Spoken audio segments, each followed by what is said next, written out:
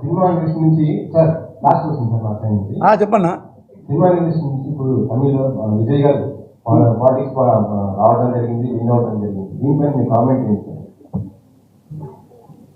నాకు 1986 నుండి అతను నాకు తెలుసు. చిన్నప్పుడే వేషాలు వేసుకుంటా మద్రాసులో చూశాను. నేను కాలేజ్ చదువుకునే రోజుల్లో అట్లా మద్రాసులోనే చదువుకున్నాను కొంత. అయితే అతను పాకులాడే టైప్ కాదు, అంటే నా దగ్గరగా చూసిన మనిషి.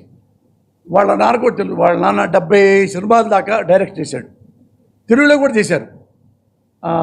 యాక్షన్ ఫిల్మ్ చేస్తారు, అన్నీ చేస్తారు. ఆయన కొడుకుని ఆర్టిస్ట్ చేసుకున్నాడు. అది కూడా చిన్న చిన్న వేషాలు వేసుకుంటూ ఫస్ట్ ఏది మన కెప్టెన్ అంటారు విజయకాంత్ గారు, ఆయన చేస్తే ఈయన చిన్న చిన్న వేషాలు వేసుకుంటూ అతను తొందరగా మన పైకి రావాలి అనే టైప్ కాదు. ఒకళ్ళు కొట్టి బయటికి రావాలి, ఆ పార్టీ ఈ పార్టీ మొత్తం కలుపుకొని నేను ఏదో ఉద్యోగం చేయాలి లేదు. తను అన్నీ అనుభవించిన తర్వాత, అంటే షార్ట్ టైంలో ఇంతమంది ప్రజలు నన్ను లైక్ చేస్తున్నారు. ఏది కమల్ హాసన్ కంటే రజనీకాంత్ కంటే కూడా ఆ లెవెల్లో వస్తున్నారు. అండ్ అవన్నీ ఉన్నాయి అతనికి. అందుకని నేను పదవిలోకి వస్తే బాగా చేయొచ్చు అనే రాజకీయంలో వచ్చాడు ఆయన. ఇప్పుడు మిగతా తెలుసు కదా, అతనికి 106 వస్తే ఇప్పుడు వాళ్ళు చూడండి పదవి కోసం ఎంతమంది అతన్ని అభిమన్యుడిని చేశారు. ఎంతమంది, అసలు ఎంత ఘోరాతి ఘోరం అంటే ఒకళ్ళు కాదు, ఎన్ని రకాల పార్టీలు అందులో అన్నీ.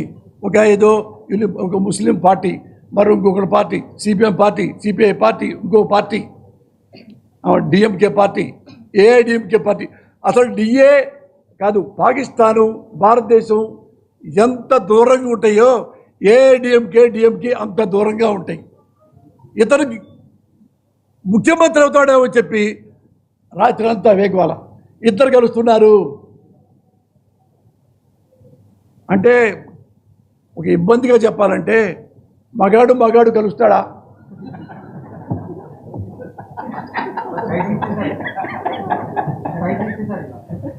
ఎవరన్నా అసలు నేను ఐ క్రైడ్ లైక్ ఎనీథింగ్. అప్పుడు రాజకీయాల్లో ఎవరన్నా మంచోళ్ళు వస్తే నేను చాలా సంతోషపడతా. అతను గుడ్ మ్యాన్ అండి, very good man, I can say proudly. అతను ఎప్పుడైనా చూడండి என்னங்க வேண்டானாங்க வச்சுக்கிறதுண்ணா சாப்பிடலாம் తూకం వద్దు అప్పుడు பார்க்கலாம். ఈ వయసుతో అంతే మాట్లాడతాడు.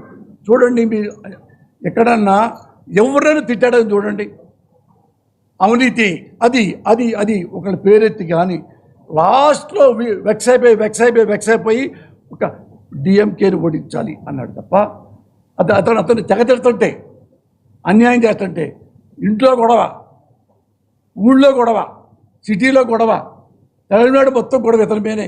ఇతను మొత్తం చార్లెస్ సోబరాస్ కంటే ఘోరం అలా చేశారు.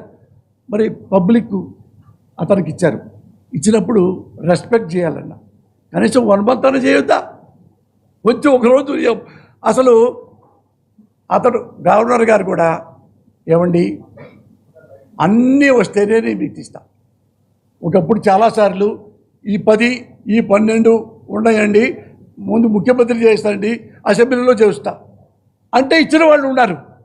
ఈ మహానుభావుడు లేదండి అన్నీ ఉండాలి, నేను ఇస్తాను సార్ లేదని చక్కగా వెళ్ళిపోయాడు, కేరళ వెళ్ళిపోయాడు.